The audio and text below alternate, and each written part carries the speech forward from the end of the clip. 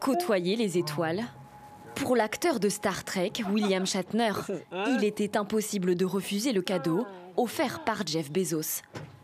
Un voyage, un luxe entre 200 000 et 800 000 euros qui dérange jusqu'aux plus fortunés de la planète. Certains des plus grands cerveaux de ce monde doivent essayer avant tout de réparer cette planète, pas essayer de trouver le prochain lieu où aller vivre.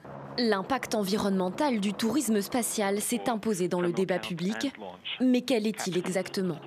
À titre de comparatif, un vol complet de la fusée Falcon 9 de la compagnie SpaceX jusqu'à la station internationale émet l'équivalent en CO2 de 638 ans d'émissions d'une voiture, parcourant 15 000 km par an.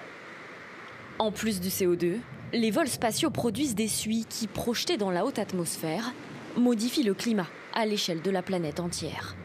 Mais le tourisme spatial ne pourrait-il pas se mettre au vert ? On voit cette activité de tourisme spatial, alors qui pour l'instant reste une activité de niche, qui à mon sens n'est pas appelée à devenir l'essentiel de l'activité spatiale.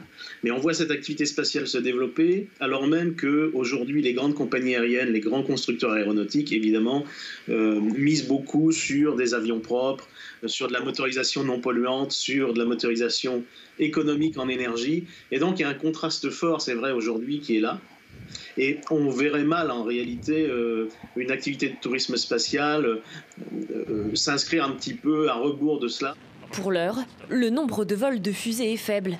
114 tentatives de lancements orbitaux ont eu lieu dans le monde sur l'année 2020 d'après la NASA, contre 100 000 vols quotidiens de l'industrie du transport aérien.